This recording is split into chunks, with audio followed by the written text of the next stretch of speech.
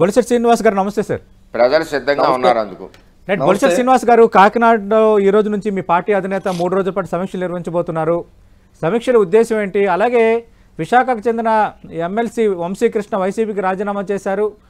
ఆయన జనసేనకు టచ్లో ఉన్నారంటున్నారు. ఆ వార్తల్లో వాస్తవం ఎంత సార్?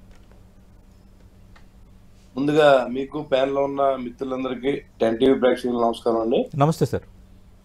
ఈ రోజు జరిగే పరిణామాలు చూస్తే మరి రాజశేఖర్ గారు చెప్తా ఉన్నారు, ఎమ్మెల్యేల మీద వ్యక్తిగత కాదండి, పూర్తిగా ఆ పార్టీ అవలంబిస్తున్న తీరు, ఇక్కడ ఏదైతే ప్రత్యేక హోదా కానీ, ఇసుకలో దోపిడీ కానీ, లిక్కర్లో దోపిడీ కానీ, ఒక మాఫియాలాగా ఒక జగన్ అనుకూలంగా తయారైంది తప్ప ప్రభుత్వాన్ని నడిపిన తీరు ఎక్కడ కనపట్లేదు.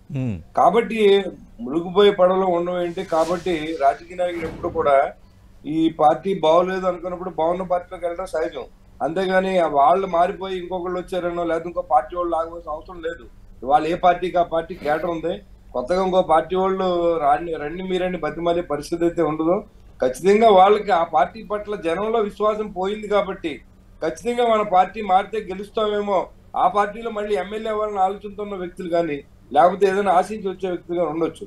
దాంట్లో ఎలాంటి ప్రాబల్యం ఇప్పుడున్న జనసేన టీడీపీ పార్టీకి లేదనే విషయాన్ని నేను అందరికీ గుర్తు చేస్తా ఉన్నా. ఎందుకంటే ఈ రోజు ఈ రెండు పార్టీలు కలిసిన తర్వాత ఈ ఉన్న సీట్ల సర్దుబాటులో ఉన్న ఎగ్జిస్టింగ్ అభ్యర్థులతోనే సతమతం అవుతున్నటువంటి పరిస్థితి నేతలు.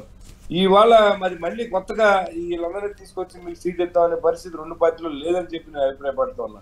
పైగా ఇవాళ వీళ్ళు వెళ్ళిపోవడం వల్ల కానీ ఉండడం వల్ల కానీ ఆ పార్టీ మైనస్ వీళ్ళ మీద పడతా ఉంది. వాళ్ళ అధినాయకుడే అవినీతి పరుడుగా ప్రజలు గుర్తించారు. ఇవాళ ఏదైతే మీరు రాష్ట్రానికి మేలు చేసే విషయంలో మీరేం పట్టించుకోలేదు సరి కదా, రైతు కష్టాన్ని కానీ నిరుద్యోగ క్యాలెండర్ కానీ.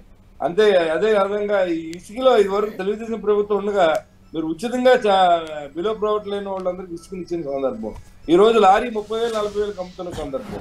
మరి ఆ ఏజెన్సీలు అయిపోయినప్పుడు కూడా గత 5-6 నెలల నుంచి కూడా ఏదో పేరు చెప్పి వసూలు చేసే సందర్భం ఇవన్నీ జనానికి అర్థమవుతా ఉన్నాయి.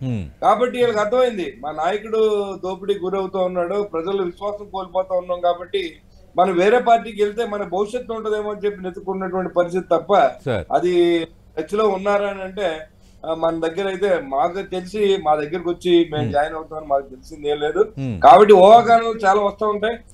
పార్టీ రాజకీయ పార్టీలో సహజం అండి. ఇవాళ వాళ్ళు వెళ్ళిపోయినా వీళ్ళు ఉన్నా ఇవాళ ఆ పార్టీలో మనుగడ లేదన్నప్పుడు అలాంటి జరిగినప్పుడు దాన్ని ఆ వ్యక్తుల మీద కంటే కూడా ఆ పార్టీ మీద మైనస్ ఎక్కువ ఉంటది.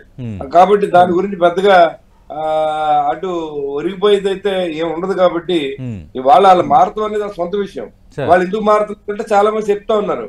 అన్నవరెడ్డి రాంబాబు గారు స్టేట్మెంట్ ఇచ్చారు, 80,000 ఓట్లు నాకు వేశారు కానీ కాన్స్టిట్యూన్సీ నేను ఏం చేయలేకపోయాను, నేను తెలుగుదేశం నుంచి వచ్చిన కాబట్టి మళ్ళీ నేను వెళ్తానని చెప్పి ఒక స్టేట్మెంట్ ఇచ్చి ఫేస్బుక్ లో పెట్టిన సందర్భం. అంటే ఇలాంటి పరిస్థితి, అంటే నెగ్గినా కూడా ఒక రోడ్డు వేయించలేదు, ఒక ప్రాజెక్ట్ పూర్తి చేయలేదు, ఉన్న విశాఖ ఒక్క అమ్మితే దీని మీద ఎక్కడ కూడా అటు రాజ్యసభలో కానీ లోక్సభలో కానీ మాట్లాడేటువంటి ఎంపీలు ఉన్న పరిస్థితి.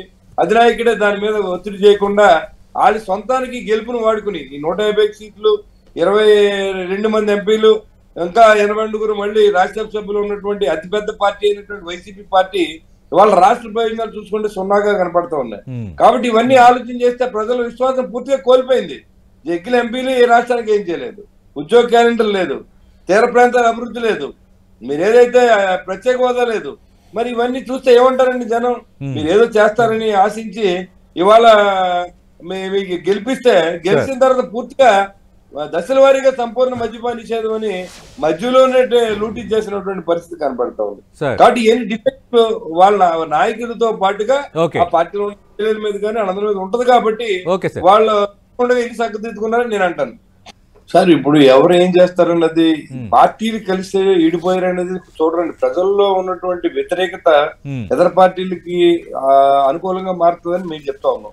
ఇవాళ మీరు షర్మిల గారు పార్టీకి పెడుతున్నారంటే చిన్న ఎగ్జాంపుల్, ప్రతి స్త్రీ కూడా ఆలోచన చేసే పరిస్థితి, ప్రతి సోదరి కూడా సొంత సోదరికి న్యాయం చేయలేదు కాబట్టి ఇదే రాష్ట్రంలో వేరే పార్టీ పగ్గాలు అప్పచెప్పే పరిస్థితి వచ్చిందంటే మరి ఇప్పుడు ఏదైతే రూలింగ్ పార్టీ ఉందో ఆ వ్యక్తి ఆ వర్కింగ్ ప్రెసిడెంట్ మీద ఆ ముఖ్యమంత్రి గారి మీద వ్యతిరేకత లేదని ఎలా అనుకున్నారు రాజశేఖర్ గారు?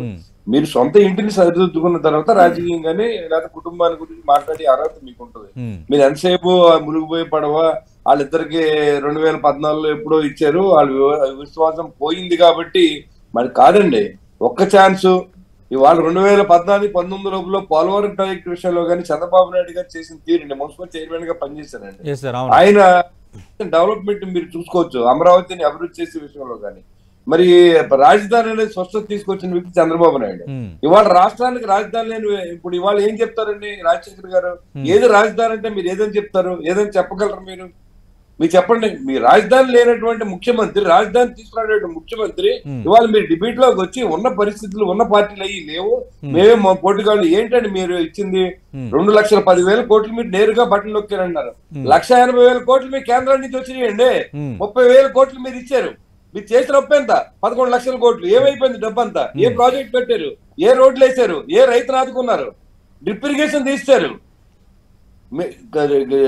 ఆ రోజు తెలుగుదేశం ప్రభుత్వం 25,000 ట్రాక్టర్లు ఇచ్చింది ప్రభుత్వం. ఇవాళ మీరు 35,000 ట్రాక్టర్లు ఇచ్చారు. నేను చెప్పేది అబద్ధం అయితే గణాంకాలు తీసుకున్నాడు బయటికి, తెలుసుకుని మాట్లాడండి. మీరు చేసిన అభివృద్ధి శూన్యం. ఓ పక్కన అప్పులు చేస్తా ఉన్నారు, కరెంటు బిల్లు పెంచుతా ఉన్నారు, సంక్షేమ పేరుతో దోపిడీ చేస్తా ఉన్నారు. ఇది కాదని చెప్పి ధైర్యం ఉందండి రాజశేఖర్ గారికి? సతీష్ గారు నేను మాట్లాడదలుచుకోలేదు సార్. ఒకే ఒక్క మాట చెప్పదలుచుకున్నా సార్. వీళ్ళు ఇన్ని మాట్లాడిన దానికి ఒకటి వీళ్ళు ఇద్దరు అధికారంలో ఉన్నారు. జనసేన గాని తెలుగుదేశం పార్టీ గాని అధికారంలో ఉన్నారు. బీజేపీ గాని 4 సంవత్సరాలు వాళ్ళు కూడా కలిసి ఉన్నారు. 14 నుంచి 19 దాకా మేము చేసినటువంటి అభివృద్ధి సంక్షేమ కార్యక్రమాలను చూసి మాకు ఓటేయండి అడగమనండి. ఒక్క మాట అడగమనండి. వాళ్ళకి ధైర్యం అసలు ఆ విషయాన్ని వాళ్ళు మర్చిపోయారు.